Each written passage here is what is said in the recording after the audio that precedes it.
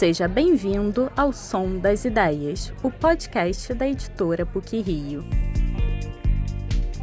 Olá a todos os ouvintes do podcast Som das Ideias. Para fechar 2024 de maneira especial, o 40º episódio do Som das Ideias traz uma conversa entre Rafael Soares Gonçalves, professor do Departamento de Serviço Social da PUC-Rio e organizador do livro Favelas e Memória, Primeiros Projetos de Urbanização, e os autores da obra, Jerônimo Emílio Almeida Leitão, da UF, Ana Lúcia Brito e Luciana Alencar Ximenes, ambas professoras da UFRJ. Os pesquisadores discutem as intervenções urbanísticas do Rio de Janeiro a partir das perspectivas, aspirações e vivências das favelas, refletindo sobre as dinâmicas entre Estado e comunidade. Este episódio é uma adaptação da mesa de conversa ocorrida no lançamento do livro, coeditado pela editora PUC-Rio e a Numa Editora. A obra oferece uma análise dos primeiros projetos de urbanização das favelas, implementados entre o final dos anos 1970 e a década de 1990, e seu impacto na transformação do Rio de Janeiro. Gente, boa tarde. Então, é um prazer estar aqui, começar um pouco essa fala. Primeiro, queria agradecer aos presentes, aos convidados e, em especial, aos autores e autores. Então, primeiro, só para colocar que essa coletânea ela é fruto dos resultados de um projeto de pesquisa do CNPq que a gente trabalhou sobre memórias do urbanismo carioca e, mais especificamente, o contexto dos primeiros projetos de urbanização de favelas, que eu vou falar aí do final dos anos 70 ao início dos anos 90. Então, de maneira formal, a ideia do projeto, a gente começou entrevistando técnicos, gestores, sobretudo arquitetos, mas também algumas sociólogas, enfim, engenheiros e etc. E foi interessante, com meus alunos aqui do Serviço Social, eu dou aula no Departamento de Serviço Social, e era interessante que muitas vezes os arquitetos falavam, mas tinha também assistente social que trabalhava, tinha, quando eu perguntava o nome, normalmente ninguém lembrava o nome.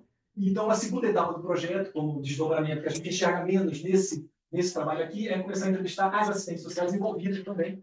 Então, a gente já entrevistei duas, a gente vai continuar essas entrevistas. E um terceiro momento do projeto vai ser entrevistar moradores que estiveram diretamente ou indiretamente envolvidos com esses projetos de urbanização de favelas nesse período. O que é interessante, assim, e essas entrevistas todas, elas foram feitas, gravadas, e estão no canal do grupo de pesquisa. Então, nós temos 23 entrevistas.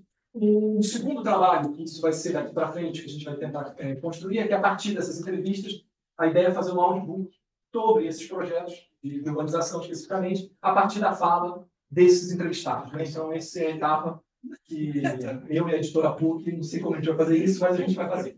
Então, a partir dessa ideia do audiobook.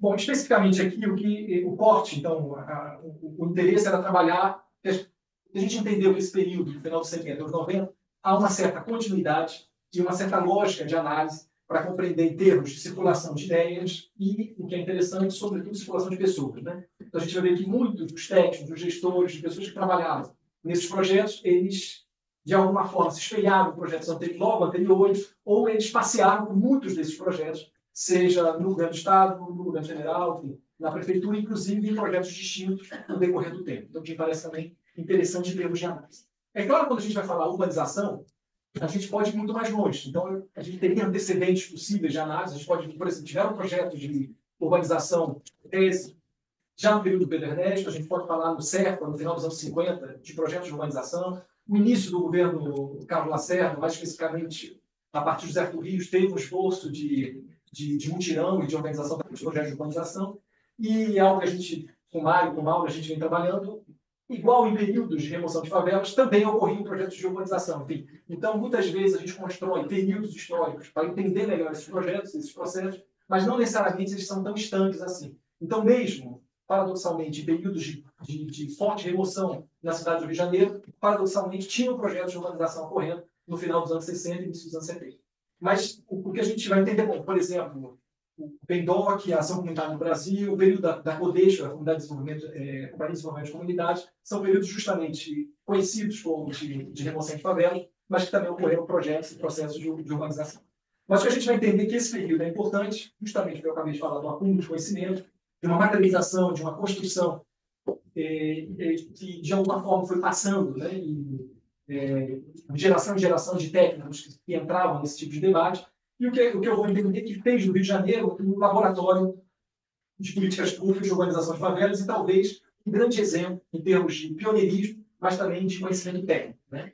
E pensando que dentro dessa circulação de projetos, modelos, pessoas, o Rio de Janeiro se tornou um grande modelo em termos, pelo menos, latino-americanos, mas também internacionais. É claro que esse escopo de modelos circulam, né? Então, por exemplo, a gente influenciou muito o modelo de urbanismo da Colômbia e esse processo se reverteu, né, de uns anos para cá, e a Colômbia se tornou um grande modelo de intervenção em favelas nos últimos 20 anos. Então, como isso circulou, mas muito do que foi das intervenções na Colômbia beberam dos processos, dos projetos que são descritos justamente na coletânea nesse livro.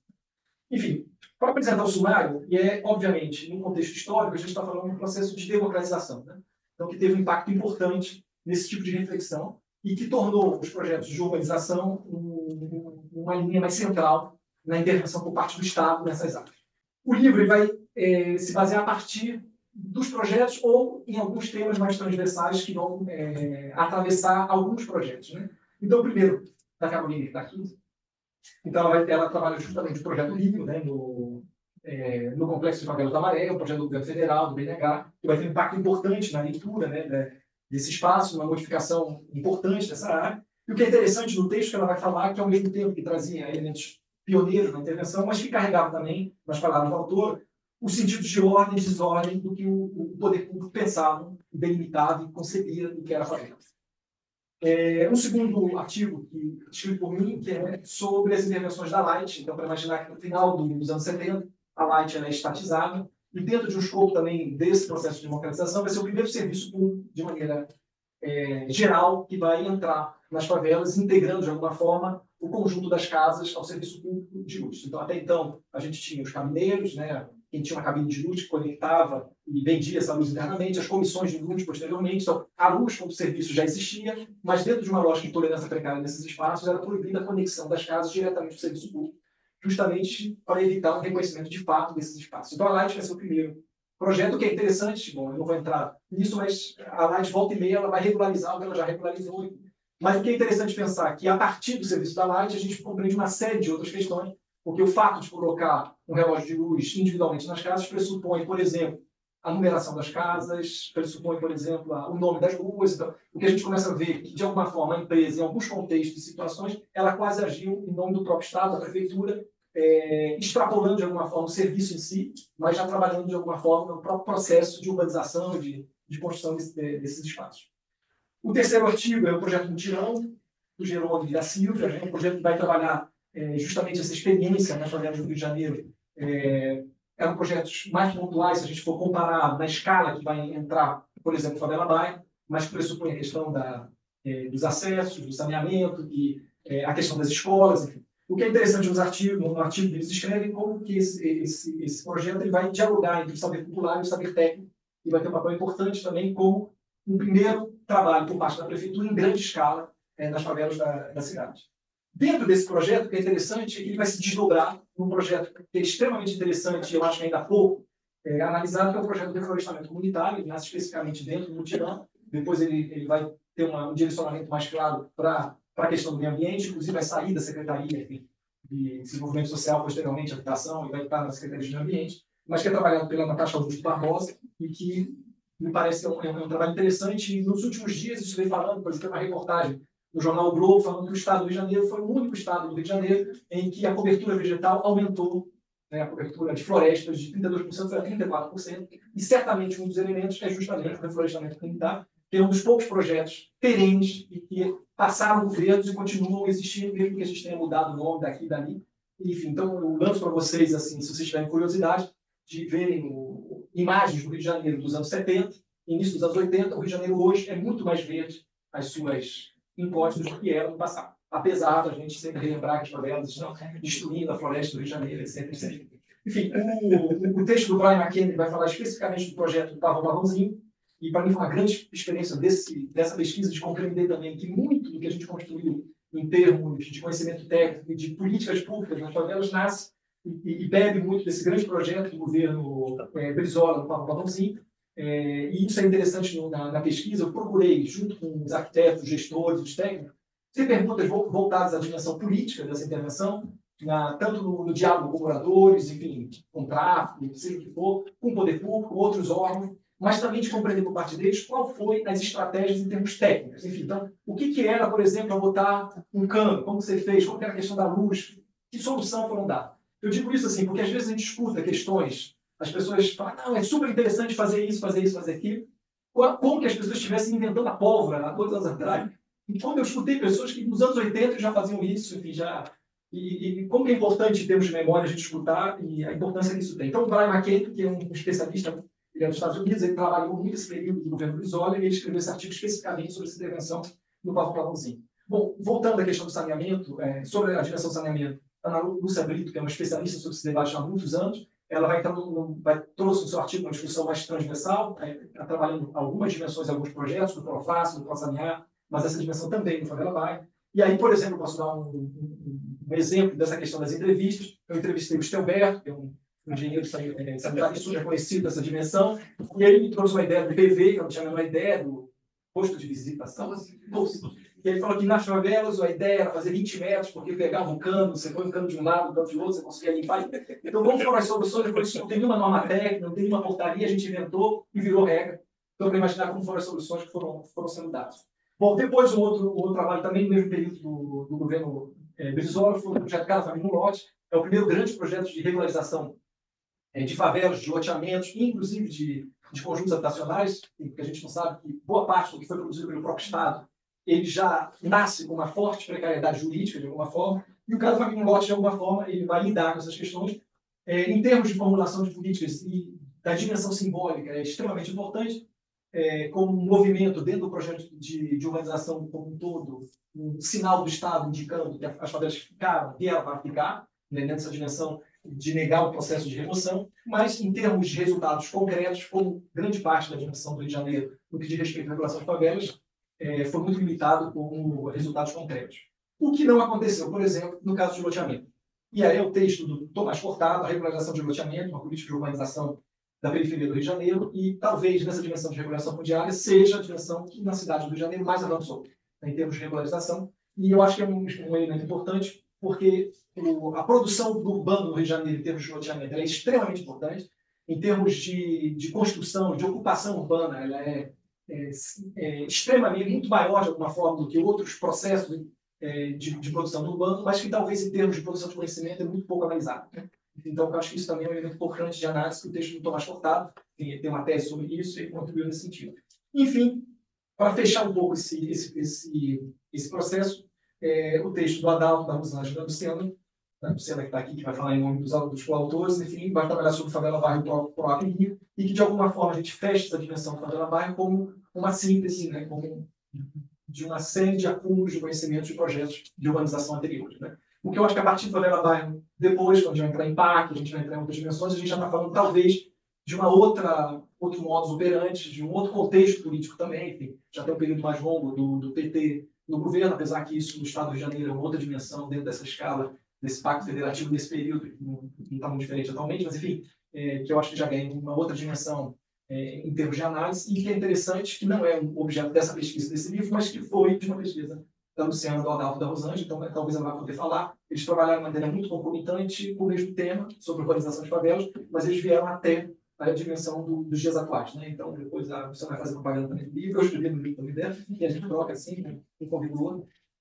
Mas eu acho que é extremamente importante o que foi trabalhado também. Enfim, então, sem mais delongas, eu agradeço muito a mesa, eu vou passar a palavra ao Gimone.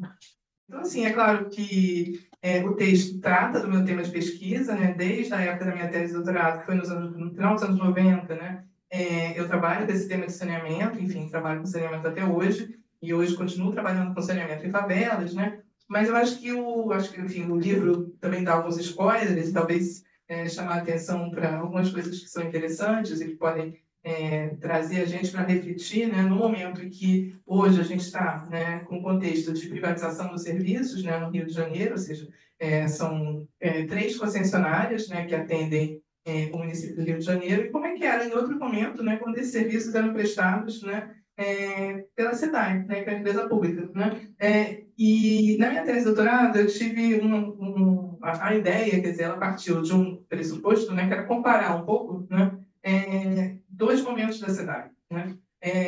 Na verdade, três momentos. Né? Porque a SEDAI é uma empresa que foi criada na época da ditadura militar e, portanto, organizada dentro de uma lógica que é a lógica de gestão do saneamento do governo militar, né? Que era a época do BNH, do Planasa, etc. E a ideia é ter uma empresa que se organizaria dentro de uma lógica que a gente chama de insulamento tecnocrático, né? Ou seja, uma empresa que estaria impermeável às questões políticas, às discussões públicas, e seria uma empresa que tentaria, né, operar dentro de uma lógica eminentemente técnica, né? Ou seja, os critérios para realizar investimentos seriam critérios técnicos. Né? E a gente vai ver, quer dizer, a discussão da tese é justamente de que isso não aconteceu. Né? Ou seja, os interesses políticos eles sempre permearam, né, a ação da SEDAI. Num primeiro momento, né, ainda na época do Chagas Freitas, né, o próprio clientelismo, né, e a discussão da tese é muito essa, né, de como é que a SEDAI, apesar de ter esse label, né, de ser uma empresa impermeável a ingerências políticas, né, como é que ela respondia, né, aos interesses políticos. Né? E eu tive a oportunidade, na época da pesquisa da tese, né, de entrevistar alguns, expoentes, né, do chaguismo e do clientelismo, entre os quais o antigo deputado Jorge Leite. Né? Os mais velhos vão saber quem é, os mais novos não têm a menor ideia de quem seja. Mas o Jorge tem uma entrevista que eu consegui recuperar, né, do Jorge Leite, que era justamente ele explicando, né, como é que ele fazia para levar saneamento para a favela, no caso, a favela do Borel. Né? Então, a política que ele tinha feito, etc, etc. E a mudança, né, radical que vai acontecer dentro dessa lógica clientelista, né, de atendimento, enfim, dos interesses dos políticos ligados ao chavismo, né, para uma outra mudança que vai ter em 82 com a eleição do Brizola. Né? O que muda com o Brizola? Né? Então, o Brizola vai efetivamente, né, abrir a SEDAI para um programa de favelas da SEDAI, que vai ser o Proface, né, que é o primeiro programa efetivo, né, de saneamento para as favelas. A SEDAI se compromete a levar saneamento para as favelas, né, com critérios que não são os critérios, né, da indicação política, né, e que teve uma importância muito grande em termos do número de favelas atendidas. Né? Então, também tem entrevista com os técnicos, né, na época. Né, eu fiz entrevista com os técnicos da SEDAI, né, que trabalharam no Proface, e eles explicando, quer dizer, como é que as dificuldades, né, daqueles, não sei se tem algum engenheiro aqui na plateia, enfim, mas as dificuldades, né, dos engenheiros de reconhecerem a favela como um lugar possível de ser atendido, né, com rede de saneamento, e como é que isso foi uma própria imposição de uma política pública de um governo, né, do governo Brizola. Então, eu acho que o texto traz muito essa discussão, e eu acho que é uma discussão muito pertinente para refletir para o que está acontecendo hoje. Né? Hoje a gente tem 3 empresas de saneamento atuando em favelas no Rio de Janeiro, né? Eu tenho acompanhado isso com o meu grupo de pesquisa, né? Que tentam fazer qualquer coisa para não atender as favelas. Né? Então, você tem os contratos, trouxeram uma série de critérios, né? E classificaram as favelas, por exemplo, em urbanizadas e não urbanizadas. Né? Então, tem favelas que foram objeto de favela bairro, né? E que na lista são consideradas não urbanizadas. E, portanto, essas não urbanizadas, né, não serão atendidas, né, no primeiro momento. Né? Então, você vai estar postergando cada vez mais o atendimento dessas favelas. Né? A política radical de cobrança, né, de hidrometração, enfim, o Estel é um amigo da vida, né? Eu estudei aqui nessa casa na PUC, o Estel também, então somos de uma geração de antigos da PUC, né? E a gente vem discutindo muito isso, né? Quais são, hoje, quer dizer, hoje você tem uma negociação entre prefeitura e companhias privadas, né? Tem um grupo de trabalho. Todos esses documentos estão no site da Rio Águas, todo mundo pode ver. E é interessante ler as atas, né? Porque as atas vão mostrando, né, nessas reuniões, todos os esforços que as empresas privadas vêm fazendo para não atender determinadas favelas. E, pelo contrato, por essas negociações, tem um grupo de favelas que são reconhecidas como favelas não atendíveis, ou seja, que jamais serão atendidas nesse contrato novo. Né? Então, eu acho que refletir um pouco, né, sobre a história, sobre o Brizola, né, sobre as políticas do Brizola. Eu sou fã do Brizola, admito, apesar de... e acho que olhar um pouco para o que foi feito, né, naquela época, eu acho que traz a gente reflexões, né, sobre esse modelo, né, de política pública neoliberal que hoje permeia o Rio de Janeiro, né, que permeia o saneamento e que traz uma série de impasses, né, para o atendimento das favelas mesmo, para levar essa ideia do direito, né, do direito à água como direito humano essencial, fundamental, né, para os moradores de favelas. Como é que você trata essas pessoas não mais como cidadãos, mas como clientes, né, que pagam o serviço, né? Então, acho que tem uma série de questões por aí. Então, é isso, enfim, eu acho que queria convidá-los, eu li os outros textos, todos os textos ajudam muito a gente, né? São textos fundamentais para quem trabalha com favela, pensar, refletir, né, sobre essas políticas públicas, entendendo que a gente está num vácuo, né? A prefeitura hoje não tem política pública para a favela. O prefeito foi eleito, né, sem nenhum programa de favelas, enfim, no seu programa, né? Isso nunca foi pautado, né? Então, eu acho que o livro é muito bom para a gente começar, enfim, a olhar e pensar um pouco sobre essas questões. É isso, queria agradecer de novo imensamente, né, ao Rafael por essa oportunidade e por estar aqui discutindo com os colegas que, enfim, são enfim, especialistas, né, nesse tema e que me ajudam também muito a pensar sobre isso. Obrigada. Enfim, eu não sei agora. Gente, boa tarde. Então, vou falar um pouco, me organizei para falar um pouco do texto do livro. Jerônimo falou de não dar spoiler, então não podemos fazer com que todos leiam, mas é mais um convite para que todo mundo possa ler também, reagir ao texto, né, contribuir. Mas, falando um pouco do processo de escrita do texto, né, o Rafael convidou a gente para fazer o artigo. O artigo era escrito pelo professor Adalto Cardoso, a Rosângela Luft, também os dois professores do IPU, e eu como parte da equipe de pesquisa, né. A gente vinha fazendo uma pesquisa sobre urbanização de favelas, e aí era uma pesquisa em rede, a partir da rede do Observatório das Metrópoles. Então, a gente vai fazendo uma pesquisa, primeiro, enfim, tinha um histórico de pesquisa sobre o Minha Casa Minha Vida, depois o Adalto e a Fernanda Denal se dedicaram ao PAC. E na pesquisa sobre a urbanização de favelas no PAC, se viu que era importante ver a trajetória das políticas de urbanização de favelas nas experiências locais, porque isso refletiu muito na forma como o PAC se deu nessas localidades. Então, a gente mergulhou um pouco na trajetória das políticas de urbanização de favelas no Rio. E aí que a gente se encontrou, mas o Rafael foi uma referência da nossa pesquisa e também contribuiu com um texto no livro que a gente organizou. E a gente também foi convidado para escrever esse artigo sobre o Favela Bairro no livro. E aí eu acho que cronologicamente a gente está no fim do livro por isso, né? Diferente desse período que o Rafael apresentou agora há pouco. E aí essa pesquisa, para situar um pouco, assim, da onde a gente estava olhando, né? A gente teve uma ênfase grande sobre os amarras institucionais, sobre as capacidades administrativas, sobre a conjuntura política e econômica. Então, assim, esse era o nosso olhar, né? A gente não estava fazendo campo, não estava fazendo diálogo com os moradores, a gente estava olhando para esse lugar, até pelas condições da pesquisa em rede, né? E era uma pesquisa em rede na pandemia. Eu acho que isso fez todo mundo ter que se desdobrar para pensar como fazer pesquisa, né, nesse período. Enfim, e aí a gente foi convidado para fazer esse texto e pensou essa parte do Favela Bairro, da pesquisa que a gente ia fazendo mais longa.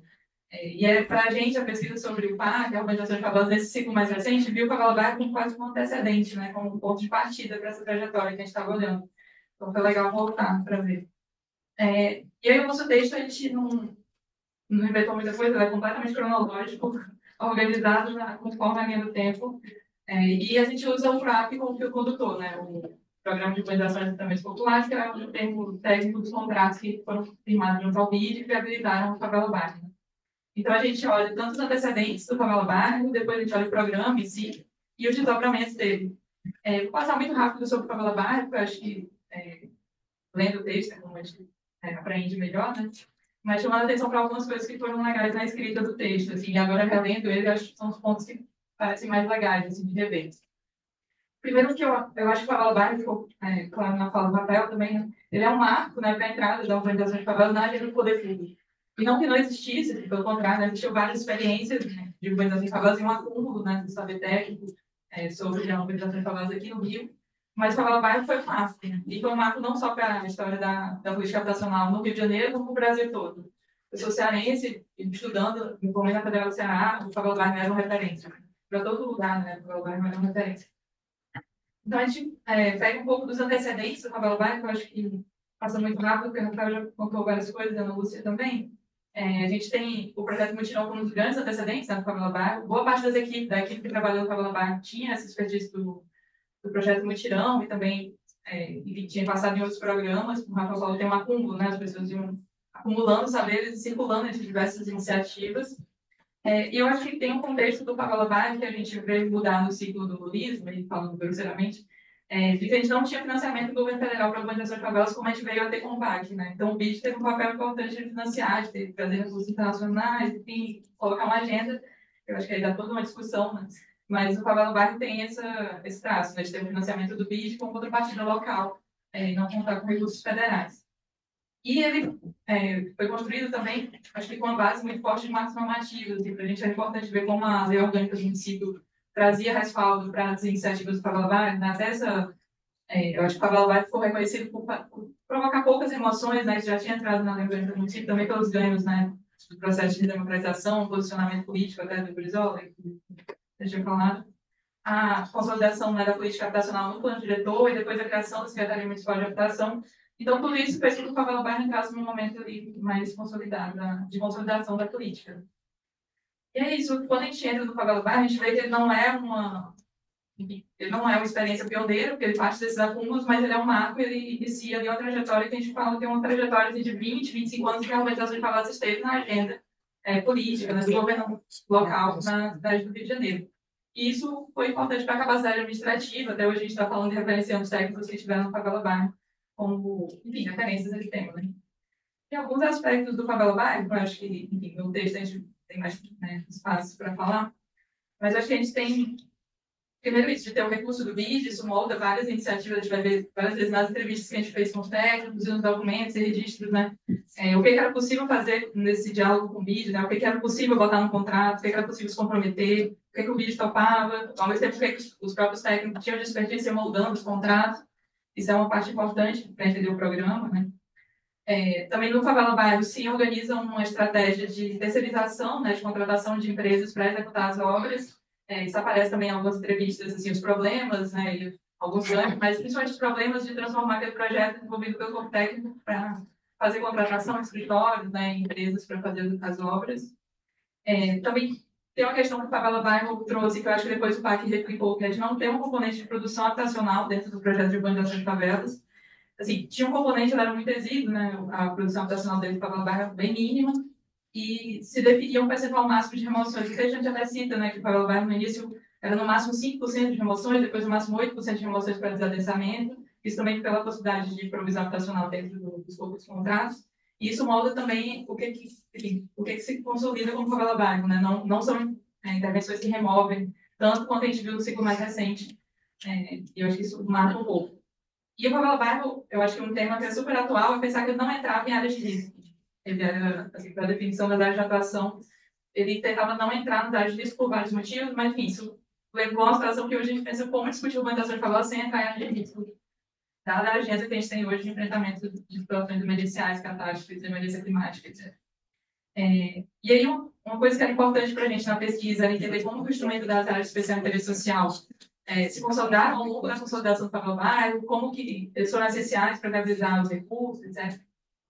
E a inserção territorial do Favela Bairro, né? Ao longo, na pesquisa, a gente foi tentando espacializar todas essas informações e a gente ia vendo como, em cada fase do Favela Bairro, ia mudando um pouco. Né? Assim, no início do Favela Bairro, ainda com recursos iniciais, a gente tinha a atuação muito concentrada na Zona Norte, assim, principalmente na P3, assim, Zona Norte, depois, com o aumento dos recursos, ela vai dissipando um pouco e atendendo às outras áreas de planejamento.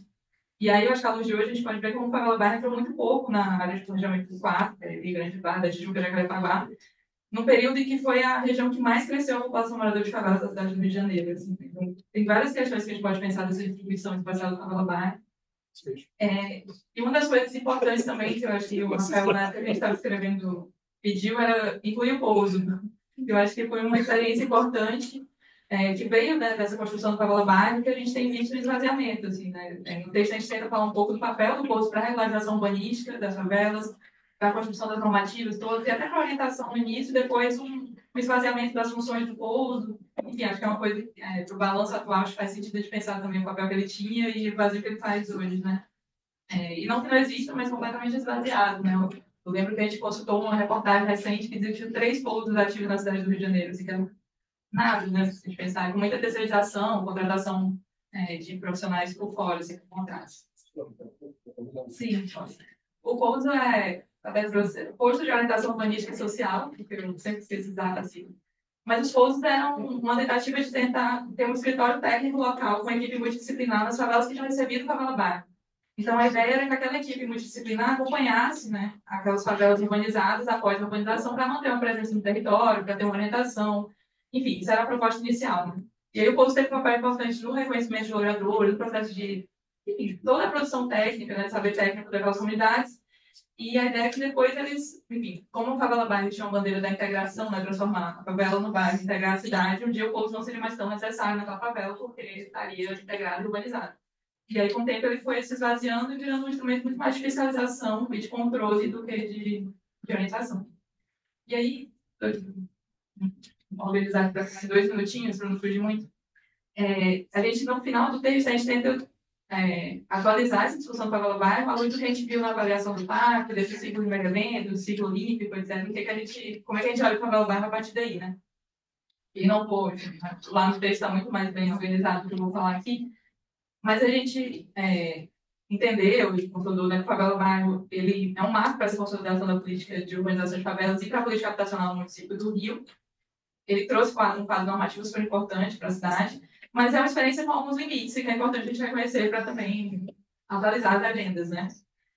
O primeiro deles, que eu acho que alguns textos do Rafael também já trouxeram isso, é a questão da participação popular, assim, muito exígua e muito longe do que hoje a gente vislumbra como uma participação popular eficiente e necessária. E também muito poucos instrumentos de controle social. A gente não tinha um instrumento de saber quais seriam as favelas selecionadas, o que seria priorizado, como seria essa escolha. E eu acho que isso é uma coisa que a gente pode olhar para o Favela Bairro, aprender e discutir hoje. Também não se tinha um tratamento do mercado imobiliário nas favelas, né? Por um lado, também se negava que existisse esse mercado, na verdade, não é que não existisse, mas que hoje é impossível pensar numa política para as favelas cariocas sem pensar no mercado imobiliário.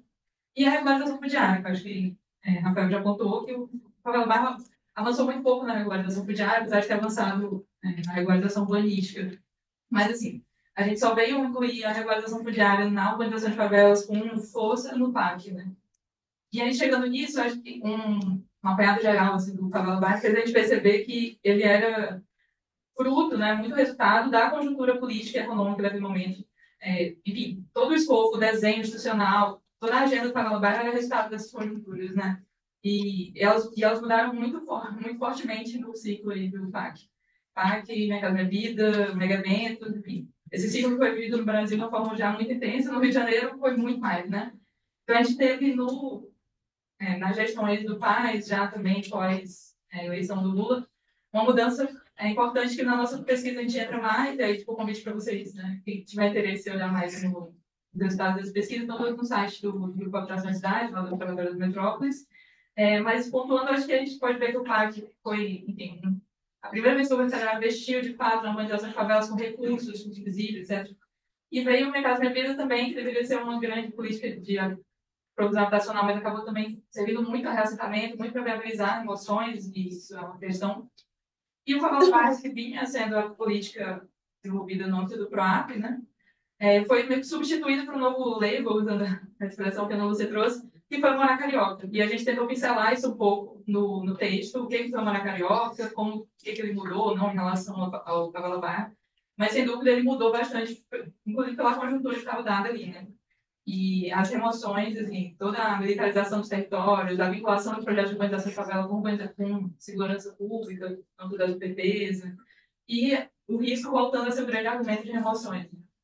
Sim, não que tenha deixado de ser em algum momento estritamente, mas ganhou uma força, né? As remoções do Rio passaram a ser muito pautadas também pelo argumento do risco. Acabei de discutir bastante, né? Como esse argumento é usado para remover sem critérios, muitas vezes. Mas é isso, gente. Obrigada. Queria agradecer mesmo o convite do Rafael, vocês esperarem também de poder conversar. E dizer que é muito, como pesquisadora, como estudante, como doutoranda, é importantíssimo ter esses materiais. Eu mesmo consultei muitos materiais da pesquisa do Rafael, os vídeos, as entrevistas, etc. Mas super importante esse livro, acho que é importante para a gente construir coletivamente. E ressaltar isso que a Ana Lúcia falou, que a gente está há alguns anos sem política de urbanização de favelas, a gente elegeu o prefeito no primeiro turno sem política de urbanização de favelas, e com a SMH, Secretaria Municipal de Habitação, bastante fragilizada, né? Acho que a gente está falando da importância dos técnicos, e a gente está vendo há quanto tempo que não tem concurso para a Secretaria, né? E completamente esvaziada e fora do nosso campo. É isso, obrigada. A gente fez um pouco de trás para frente, então agora a gente volta talvez para o início, né? Os primeiros projetos, e grande parte deles beberam, que é o projeto do Mutirão da Prefeitura. Bem, obrigado, Rafael. Eu devo dizer que, ao contrário do que ocorre nos dois trabalhos que foram apresentados pelas minhas colegas, são pesquisas que foram desenvolvidas em contextos de preparos de uma tese de doutoramento, uma pesquisa que está sendo realizada. No caso do trabalho que Silvia Barbosa e eu fizemos, na realidade, foi um momento em que nós dois decidimos nos parar para pensar sobre uma experiência profissional que nós tivemos na prefeitura da cidade do Rio de Janeiro há 40 anos. Eu fui arquiteto na Secretaria Municipal de Desenvolvimento Social e, posteriormente, deu origem à Secretaria de Habitação. Trabalhei no projeto Mutirão em 1984 e 1985. Silvia Barbosa, depois eu me desliguei. Silvia Barbosa construiu uma carreira na prefeitura da cidade do Rio de Janeiro, atuou em diferentes órgãos, deu uma enorme contribuição. Infelizmente, ela não está aqui hoje. E quando Silvia, que foi mestranda, concluiu o mestrado no nosso programa de pós-graduação da Universidade Federal Fluminense, programa de pós-graduação em arquitetura e urbanismo, eu tive o prazer e o privilégio de tê-la orientada,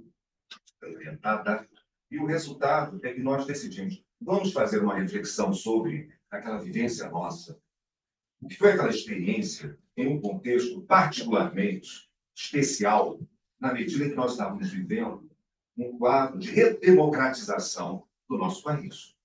Havia experiências pretéritas que antecediam, por exemplo, a anistia em 1979.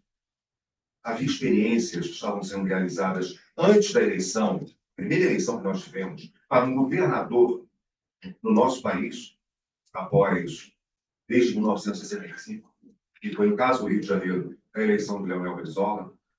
Ou seja, havia um momento de transição dentro do poder público, no caso da Prefeitura do Rio de Janeiro, em que, simultaneamente, havia ações repressoras em relação às favelas, mas, ao mesmo tempo, havia grupos progressistas atuando internamente e realizando programas que tinham um caráter absolutamente inovador e, eu diria, transgressor. E o projeto Mutirão é um desses projetos. Era um grupo de profissionais, um grupo reduzido de profissionais, um grupo diversificado, envolvia arquitetos, envolvia engenheiros, envolvia assistentes sociais, envolvia psicólogos. E esse grupo que tinha um comprometimento político estava envolvido na realização de projetos pontuais de urbanização de favela. Estou falando de algo que tem início na gestão do prefeito Júlio Coutinho, ainda durante o quadro da ditadura. E esse trabalho, que era um trabalho de resistência, tinha um significado muito grande. E Silvia e eu observamos que não havia um relato daqueles profissionais que atuaram nesse campo. E o nosso objetivo era, para além das nossas experiências, trazer o relato de outros profissionais para refletir sobre aquele momento de dificuldade, a resistência. E como o projeto Mutirão, de certa maneira, foi seminal para a construção de uma radical mudança na atitude do poder público em relação às favelas.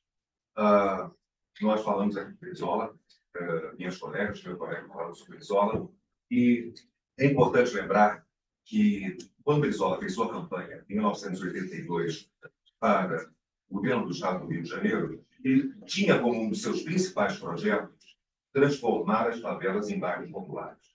Isto gerou uma enorme resistência.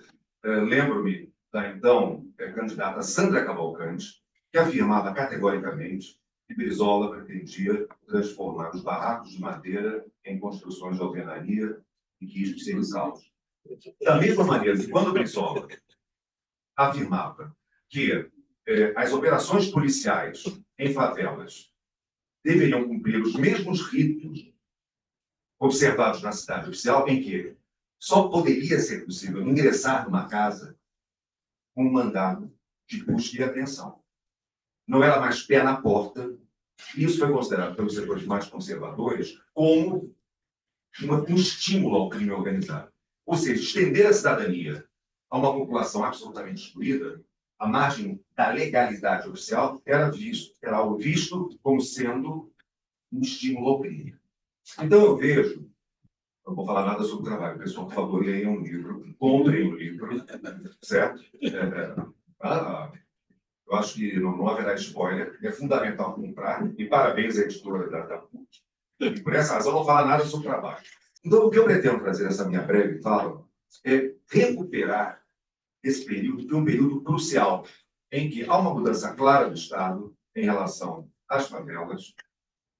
É um período extremamente rico, o Proface, Programa de Favelas da SEDAI, Programa Casa Família Mote, a intervenção na favela do Cantagalo, da urbanização Pavãozinho Cantagalo, que demonstrava claramente que era possível, sim, promover a urbanização integral de uma comunidade favelada, e a escolha tem um caráter simbólico, uma favela localizada na zona sul da cidade do Rio de Janeiro. Ou seja, eu creio que Brizola teve um papel fundamental nesse processo, como todas as lideranças políticas, com erros, com acertos, óbvio, mas essa atitude firme no sentido de promover uma radical transformação da relação do Estado com as favelas, no sentido de promover a extensão do direito à propriedade, à titulação, a regularização fundiária, cada família lote, os investimentos que foram realizados pela SEDAI naquele período. E quando você quer compreender a lógica de uma administração, é necessário ter um orçamento. Para onde vão os recursos?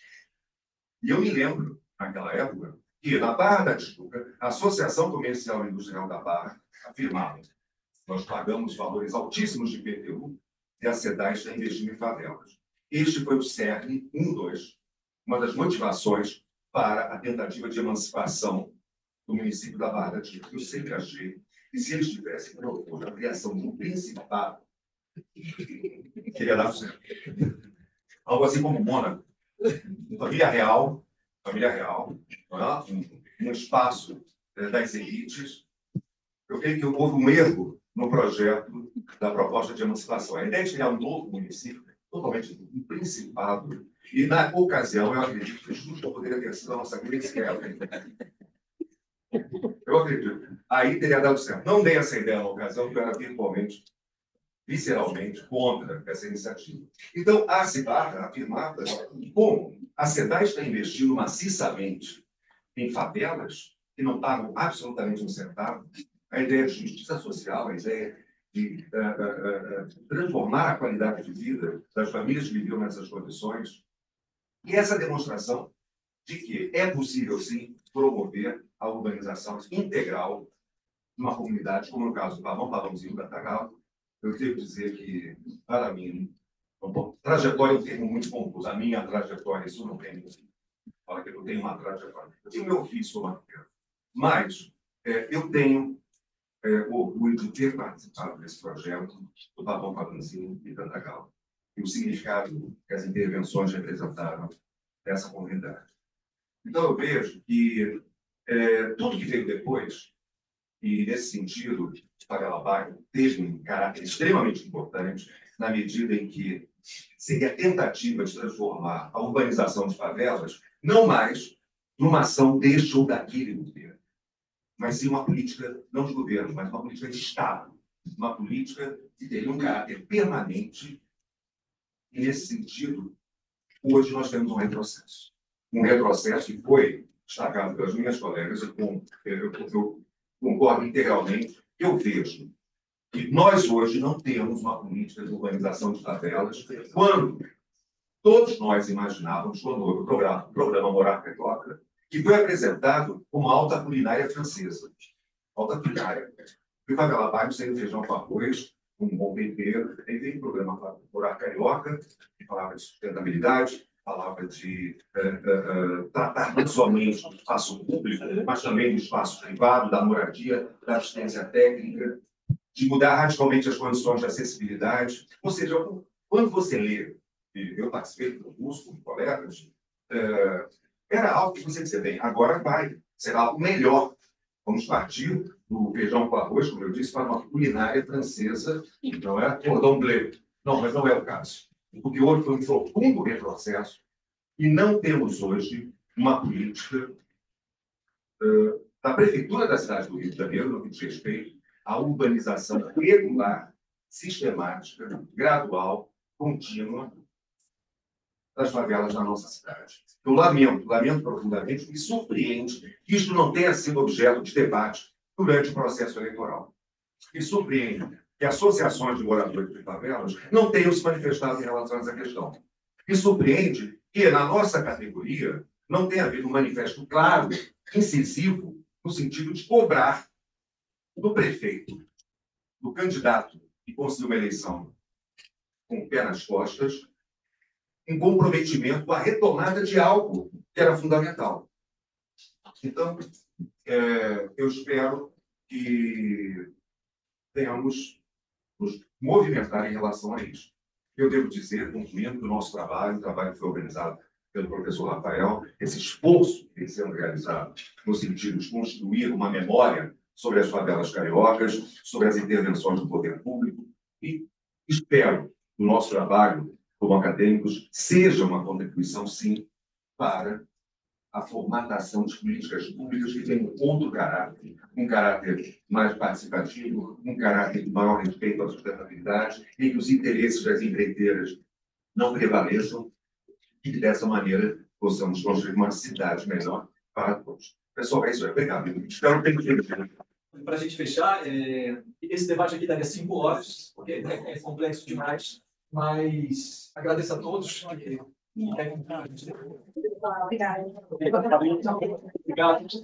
A editora PUC-Rio agradece a presença dos professores Rafael Soares Gonçalves, Jerônimo Amílio Almeida Leitão, Ana Lúcia Brito e Luciana Alencar Ximenes, no nosso podcast falando sobre o livro Favelas e Memória, lançado pela editora PUC-Rio em parceria com a Numa Editora. Agradecemos a você, ouvinte, pela audiência e nos encontramos no próximo episódio do Som das Ideias. Até lá! Esse foi mais um episódio do Som das Ideias, o podcast da editora PUC-Rio.